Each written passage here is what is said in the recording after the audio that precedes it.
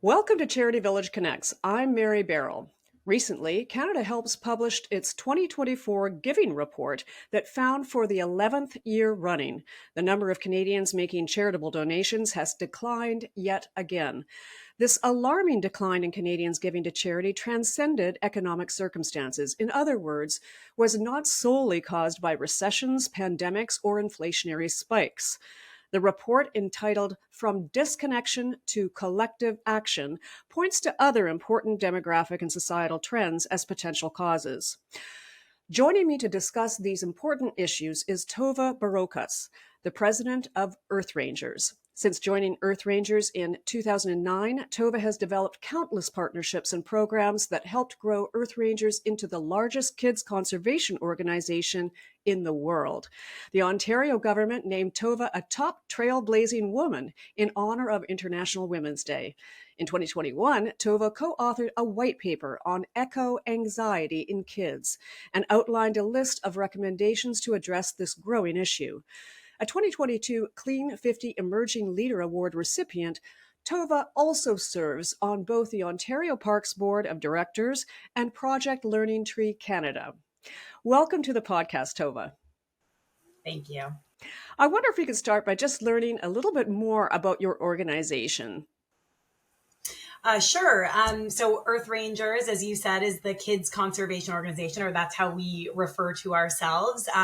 So we are very focused on not only educating kids about the threats facing the natural world, but really focusing on empowering them to take action. When the organization was founded about 20 years ago, there was a lot less environmental education available to kids, and I think just people in general. That's changed, and I think we do have more of a base level of knowledge, but now we've kind of transitioned to focusing a little bit more on the intersection of the environment and mental health, and recognizing that kids don't only need to learn about the environment and understand its role, their place within it, but also need to know how they can contribute and be more hopeful about the future, optimistic, just kind of adapt to the changing world that we're living in. So that's a lot of the work that we do.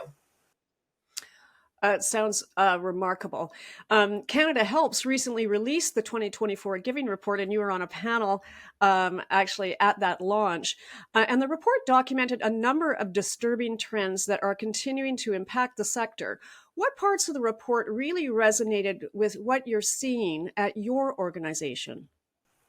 Yeah, I mean, there was a lot. I think the stats, even though I'm very much aware of the stats around just the very small percentage of overall donations that go towards the environment, it's still always shocking to see it. 1.5%, I think, is concerning given what a big issue the environment is. It was interesting to see that it goes up to 3.9% when you include like natural disaster relief, or at least like things that can maybe be tied to climate change, but are more like acute disasters. Because I do think that's a risk to the overall sector. There's likely to be more of those. And if people are in a position where, we've got these acute kind of disasters we need to deal with, then is that taking away funds from things like mitigation, adaptation, policy work, like the things that we really need to do to actually address these issues long term? So I think that resonated with me. And then, just kind of going back to this whole concept of eco-anxiety and this intersection between the environment or climate change and mental health, the report articulated it as hope, like people need hope to really feel more inclined to give to the environment. I have been referring to it for a while as kind of this issue of believing that solvability is kind of what I think about, like as a society, if we view something as simultaneously urgent and solvable, historically, like those are the things that get solved. If you see something as urgent but unsolvable, it's a problem. And I think the report really kind of pulls that out, this feeling that Canadians are increasingly identifying this issue as something they really care about. They know how important it is, but don't seem to really understand what they can do about it and therefore are less inclined to even try is very concerning. No question. The report, as you say, discusses that growing polarization in society and an increasing sense of apathy or being overwhelmed when it comes to individuals taking action by volunteering and donating. Um, and giving. What has been your experience with this at your organization, especially in your environmental work? And in fact, the report that we mentioned off the top, that you were the white paper that you were involved in, what did you find about that with dealing with kids, the younger demographic? Yeah, so a couple of things that I think have a lot of relevance here. Number one is that it makes sense. Like it's okay to have a healthy kind of concern for something. We usually don't act on things that we're not worried about at all, but it's really, can that concern be productively transitioned into productive action?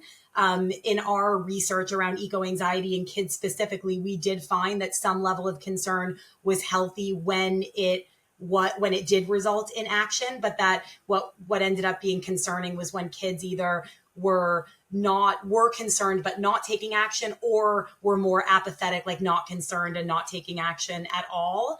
Another thing that we found was some really good evidence of a pass-through effect, so that when kids were engaging in environmental action or participating in Earth Rangers programs or other programs like eco clubs at schools and things like that, that their parents were also more likely to not only take environmental action, but also feel like it was possible to make a positive difference. So, kind of engaging kids can result in engaging the whole family, which I think is really powerful.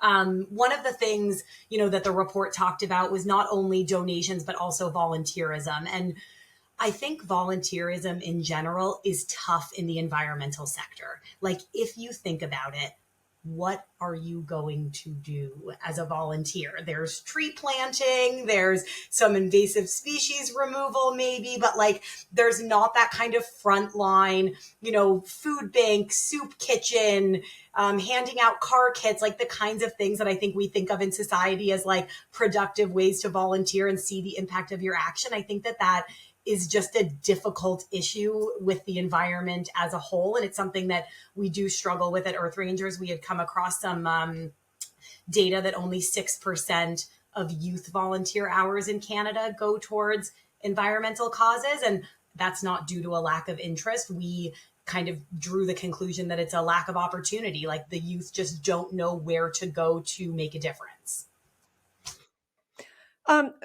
I wanted to address something that you spoke very eloquently on at the panel discussion at the launch. And it was really a question from the audience that referred to this sort of perception in society, among the younger demographic, not necessarily kids, but that there is this impression that for environmental issues, it's such a big issue that it should be a government's job as opposed to, giving to charity. I wonder if you could just sort of touch on that in our discussion, and whether you think that is a trend among young people.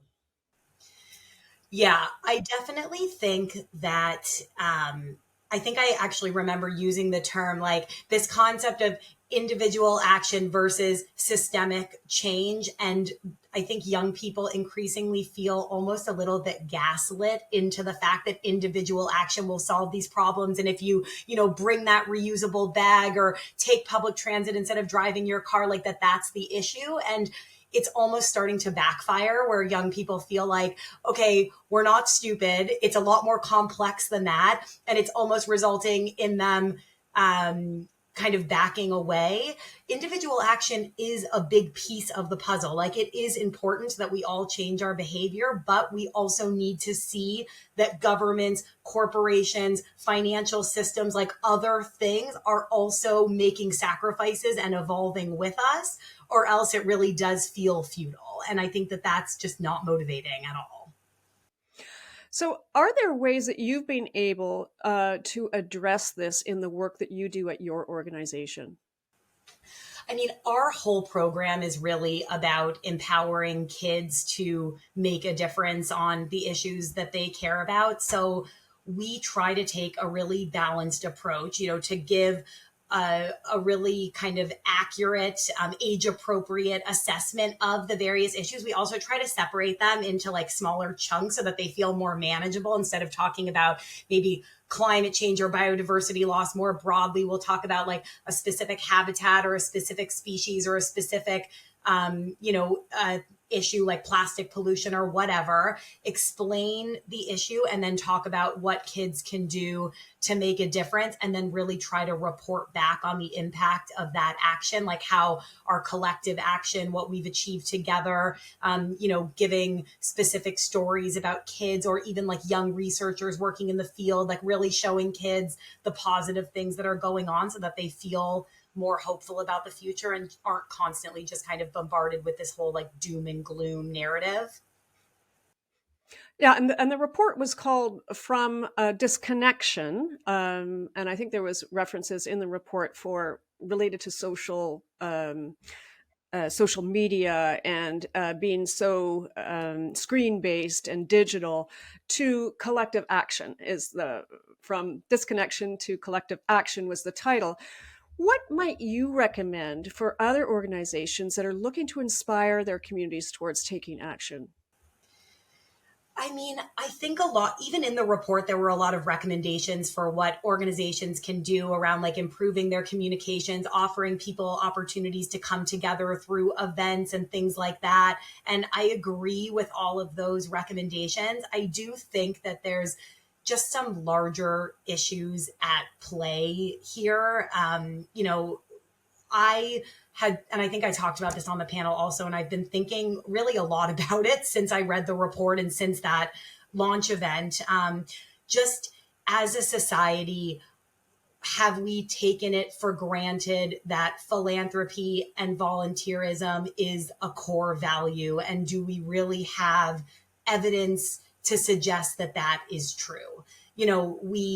Modern philanthropy was kind of born in the mid 19th century it was kind of started by the uber rich, the robber barons, and then kind of taken on and adopted by the middle class, which at the time was thriving and expanding.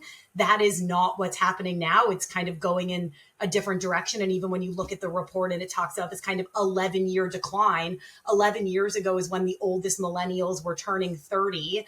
And, that's a lot of like the housing crisis and affordability issues, and people of younger generations, which I think started with millennials, but has gotten worse with Gen Z, feel like the baby boomers had it better than we ever will. Like there's just so many things at play here. And now that we've you throw in social media and some of the other things that you named, I think we have to actually teach people how to be philanthropic. And we've maybe just taken it for granted that we understand that as a society, but as our kind of social, larger societal issues become deeper, and also this move away from religiosity, which like it was a lot of philanthropy, prior to the 19th century was through religion. Like, are we doing a good enough job at really equipping young people and our children to understanding the value of philanthropy,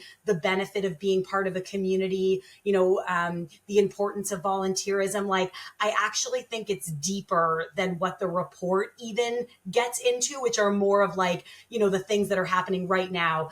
Inflation, cost of living, the pandemic, social media. But I almost feel like we have to take an even bigger step back to look at like the fundamentals of how we even function as a society at all at this point in our history. Well, how do you feel about the future of the nonprofit sector and its ability, along with individual Canadians, to tackle these big issues facing our communities? I am a hopeful person in general. That might be, partly the result of working for an organization like Earth Rangers, where every day I'm faced with like these amazing kids and what they do. And it just gives me a lot of hope for the future. Also, the people I work with in the sector, like people who go into charitable work and who work in philanthropy, I think are just a special breed of person. And with that type of workforce, I think the future is bright, but I do think that government does need to step up more, that like the charitable sector cannot be solely responsible for solving some of these like existential issues that are not going away, like climate change, like mental health crises, affordability, all of these things. So while I'm hopeful that the sector is resilient and can tackle a lot of this, I also think that people do need to realize that like we can't do it alone.